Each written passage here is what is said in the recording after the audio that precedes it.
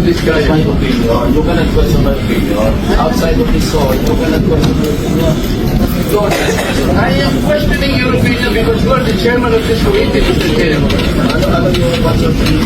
Ang mangyayari ito, so, mas credible si Bryce kesa Vizcaya. Bakit gano'n? Why are we trying to bring justice? Hindi, Mr. President, we are still in the process of investigation. If we are in the process of investigation, why are we so protecting Vizcaya? Why are we so protecting? I am not protecting them. Mabuti sinabi mo yan, Mr. Chair. Pwede ba natin i-record ito? Parang inyong sinasabi, I am protective of the Vizcaya. When I was chairman of this committee, sinabi ko na sa inyo, the only remedy provided under the law is for them to apply it. They qualify under the process of witness protection program. That's all what I did. Session is resumed. Session is resumed. Mr. Alcantara, you proceed. I am questioning the proceeding. Mr. Chair, Mr. Alcantara, you proceed. Go ahead. I will register my continuing objection, Mr. Chair. I will question the objectivity of this proceedings. If you will not allow me to raise this point, maybe in the plenary this afternoon I will raise it. Go ahead. Mr. Alcantara, you proceed with your statement.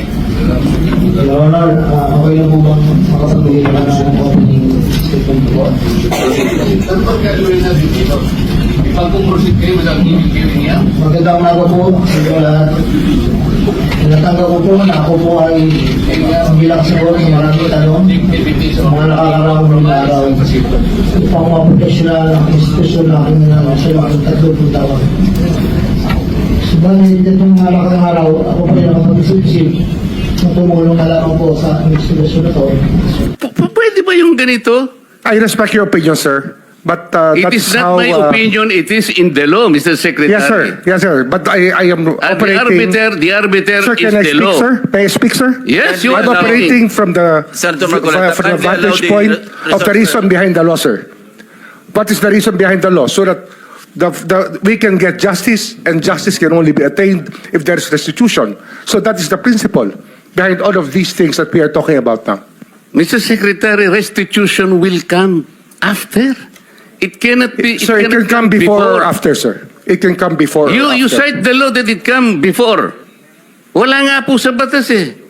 Sir, Huwag po ninyo babaguhin ang batas, Mr. Secretary. we are operating on a unique set of facts, and we are, all of these matters are being evaluated because the gravity of this financial crime cannot be underestimated, and that the more assets that we're able to preserve at the outset, the better for our country, sir. Mr. Secretary, I'm very sorry for such a reasoning like that.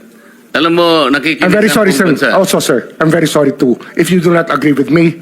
But I respect your opinion, sir, and we will carry out our job as we deem fit, as we see. Mr. Chair, I said that the I am country not needs. expressing an opinion here. I am articulating the provision of law. You do not change the provision of law, Mr. Secretary.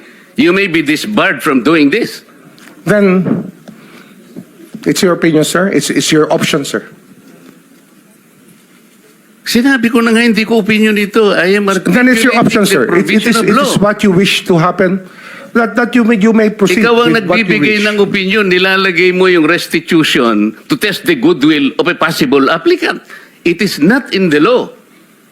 Unless you are able to point out the provision of law that it come before. Hindi ganun eh. Sabi mo na nga, and we admitted, impliedly instituted ang civil liability, but this will come eventually after the court has pronounced kung magkano ibabalik niya kung meron man. Not before. Thank you, Mr. Chair. Are you done, Senator Marcoleta? Thank you. Okay. So next in line is Senator Padilla. Please limit your question kay Secretary Remulla. Apo, gusto ko lamang pong sabihin kay Secretary, pangalagaan na lang po si Engineer Henry Alcantara. Yun lang po. Opo, salamat po. Thank you. Senator De La Rosa. Thank you, Mr. Chair. Point of clarification lang ito sa akin, Mr. Chair, dahil ito mga diskayas, para mukhang nagbigay na ito ng affidavit in the previous hearings. Gusto natin na may resulta kaagad dito investigation natin, baka pwedeng isama na rin yung affidavit nila, sir, na evaluate ng DOJ para isang bagsakan na lang yung pagpile ng kaso. Dahil marami sila binanggit na mga pangalan ng mga congressman. As a matter of fact, undergoing evaluation. Undergoing by whom, Mr. Chair? DOJ. DOJ on So we met with them already and we will meet again with them tomorrow. Kasi nawala nga yung kahapon, sir. No? We lost the time yesterday. We were supposed to meet yesterday. Hindi lang po natuloy. Yes, sir. Mr. Chair, just para mas maganda kung isang bagsakan na makuha na sana lahat yan, mapaila na kagad, Opo. mas maganda. Thank you. Thank you lang, Mr. Chair. Thank you, Salamat. Senator Rapi. Yeah, Mr. Chair, to Secretary Mulya, wala nga talaga sa batas yung bang magsoli muna ng pera para ikaw ay mapasok sa WPP. Pero kung pagbabasehan natin yung kagusto ng taong bayan, ang galit ng taong bayan, na gusto nilang magpakita in goodwill yung accused bago siya mapunta sa WPP, siguro mas maganda kung sundin natin yung kagusto ng taong bayan, right? Opo. Thank you, Mr. Chair. Mr. Chair, there's Yes, also, Senator. I would like to manifest that hindi ko alam kung nakikinig ho tayong lahat, yung sigaw ng taong bayan na libo-libo sa People Power Monument sa Luneta, hindi lang po ang pagnanakaw, they were also shouting, ibalik yung pera nila.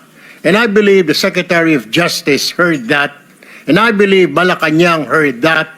Kaya nga po, dito po sa mga kontraktor, mga opisyal, isole ninyo ang pera ng taong bayan. Hindi po batas ang pinag-uusapan. Wala ho tayong pakialam sa batas na yan. Sometimes, you have to bend the law to be able to please the people. Mas mataas po ang taong bayan sa batas. Am I right, Secretary Remulla? Yes, sir. Mr. Chairman, Thank you, Mr. Chair. Second round, Senator Pangilinan. just to lower the decibels and the stress, the stress that comes with high emotions. Si Ginoong Secretary Remulla, si Ginoong Hernandez halimbawa, sinurrender na sa ICI no? Yung ilang vehicles at sinasabi niyang willing pa siyang mag-surrender ng Lamborghini. I mean, that's his voluntary act. If Engineer Alcantara will do the same voluntarily as a sign of goodwill, there is no law that prevents him from doing that. So therefore, we this restitution issue, while it is the law, does not prevent the government from being broader, mas malawak ang kanyang pag-implementa ng mga programa at mga batas. Ito, yung magiging agreement ng DOJ sa magiging state witness ay hindi ho sila magva-violate ng mga patakaran na nakalagay po sa Memorandum of Agreement between the state witness and the Department of Justice. So this is one way, Mr. Secretary, Mr. Chair, na mapapanagot po natin, aabutin po natin yung pinakamataas dito, Mr. Chair. Yun po yung ideya. The higher up the food chain, the better. Kasi yun po yung gusto natin mangyari dito at managot po. Yung dapat managot. Kasi dapat po matutunan po ang bansa natin. At hindi na ho talaga tangkapin yung ganito mga gawain ng mga leader natin. Yun po yung ating gusto mangyari. Mr. Chairman, I'm sorry. Yeah, Mr. Chair, one last question for the Secretary. Nabigyan na rin po ba kayo ng abiso ng Pangulo na wala pong sisinuhin because yun po yung press statement niya, kamag-anak, kaibigan, kaalyado, wala pong sasantuhin. Were you given that instruction already, Mr. Chair? Opo, ayan po ay malinaw na malinaw sa aming usapan. Sa mga usapan namin mula nung simula pa ho ng kanya pong ni-reveal yung mahiya naman kayo speech ay sa SONA po. Lagi pong ganun ang usapan namin. Dapat lahat yan managot na. Panagutin natin lahat. Mr. Wala Chairman, tayong pipiliin. quick question for the Secretary. Since there are other members who want to ask questions, can we go back to the original guidelines laid out by the chair, yung in their order of arrival? So kung may tanong, may tanong si Senator Pangilinan, siya po nauna rito, papayagan po siya magtanong. Kung wala naman, para makapagtrabaho na rin kayo, pag-evaluate ninyo, susunod-sunod rin na lamang. Senator Pangilinan? Yes, no, just a manifestation that pagkatapos pong ibalik dito si Ginoong Alcantara, kasama pa rin ang Secretary of Justice mamayang hapon. Para Pwede ho, darating po ako, sasama po ako. Okay, and maaari na rin ma-update dun sa pag-uusap ninyo, pagbalik po ninyo. Doon na lang po ako magtatanong. May mga bagay po siguro baka executive session natin pag-usapan. Yes. With that, wala na po akong tanong kay Thank you, Senator Kiko. Senator Bam? Quick question for the Secretary. Secretary, pagdating sa pagbabalik ng pera, tama ba na pwede itong gawing kondisyon sa pagpasok sa Witness Protection Program o pagiging state witness? O hindi ho kasama ang usapin po ng pagbabalik ng pera? Ang ano ho kasi, ang pagbabalik ng pera, yan po inuutos ng korte. Pero para ho makita natin ang good faith ng isang testigo, isang tanong po yan na binibigay natin sa kanila. Kasi kung gusto ho nila maprotektahan, dapat yung full good faith, isosolid talaga nila. Yun po yung isang test natin sa kanila. Hindi ho, wala ho yun sa patakaran, pero isa test po kung reliable po yung witness o hindi. Mr. Secretary, palagay ko po yan ang hinihintay ng maraming tao. Kung meron pong mag-state witness, mahalaga na maibalik po yung pera na ninakaw po sa ating bayan. Opo, salamat po. Mr. Chairman, Chair. just very quickly lang, just to follow up. Okay, Very quick. go ahead. Yes. At doon sa usapin, kasama ba na sa usapin ng good faith, ilalabas niya lahat ng mga accounts niya at ipapaabot sa inyo? Hanggang sa kaya pong makuha sa testigo, yan po yun talaga mga gusto natin mangyari. Accounts and amounts. Opo, kasi may dalawa naman tayong proseso rito. Pwede ho itong hingin sa kanila.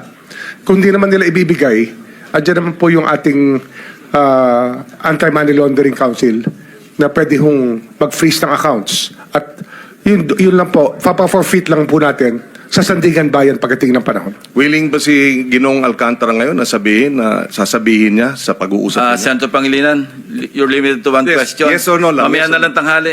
Oh, yes or no lang, Mr. We will ask him. I think that he has signified his willingness to do that already. Ayan. In a prior message to one of the contacts in the Senate. Sir. And for the record, Mr. President, si Ginoong Alcantara is nodding his head. Hindi man siya nagsumagot, he is nodding his head. Thank you. Thank you. Senator Risa?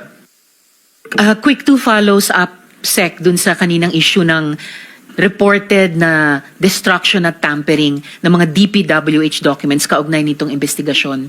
May suspetsya na po ba ang DOJ kung sinong mas matataas na taong maaring nag-utos niyan? Posible pong mas mataas. Yan po yung ating tinitingnan sa loob po ng opisina ng DPWH tsaka lahat po ng pwedeng mabanggit sa mga sinumpang salaysay. Wala ho makakatakas dito pagdating sa suspetsa. Everybody's a suspect pag nandito na po sila. Everyone is a suspect all the way up to the top of food chain, ika nga sa DPWH. Opo, opo. And lastly po, kung mayroong mang kayong ma-establish na importanteng dokumento na natamper na o na-destroy na, paano pong gagawin? Paano po bubuin yung chain of evidence tungkol sa iniimbestiga ng komite? We will have to resort to secondary evidence. Pero that is an accepted mode under the rules of court and under evidence. At para ma-preserve po yung secondary evidence that still exists probably right now, meron po bang magagawa ang DOJ na pigilin na itong reported na destruction at tampering ng dokumento dun sa kabilang department ng DPWH? Yung nga, pinag-uusapan na ho yan as we speak ngayon. Meron na ho kami mga taong nakikipag-usap sa kanila. Salamat po, Secretary. Mr. Chair. Thank you, Senator JB. Mr. Chair. Let's limit our questions kay Secretary Remulla para mamaya sa mga ibang resource persons na lang. Senator JB? Hindi, teka muna. Meron tayong Senator Soto is next. Wala. Senator Marcoleta. Senator Soto. Wala. Senator President. Senator Marcoleta? Thank you, Mr. Chair. Mr. Secretary, a couple of days ago, in the last hearing when you were here, we somehow settled the issue that restitution is not a requisite for an applicant to the WPP. Is that correct? It's not in the law. But sa akin ko kasi, hindi lang po batas na nagdidictate dito. It's also what is morally right, what is expected of us. Yan po kasi kahit hindi nilagay sa batas, mga given po yan sa ating lipunan. What do you mean by that, Mr. Secretary? Kasi wala nga sa batas yung ano. Wala yung- nga sa batas. Yung Then, ano requirements ilalagay mo sa batas? for admission to the witness protection, ang restitution is not part of it. Yes, it is not. Oh, pero hindi mo nangangahulugan na hindi namin pwede i-layout yan depending on the case. Mr. Secretary, I am still in the stage where a particular applicant wishes to apply under that program. And there is a process. In the process, restitution is not one of the requisites. That correct? Opo, pero if it's in terms of this Teka case muna. being a financial crime, sir, this is a crime against the Mr. Secretary,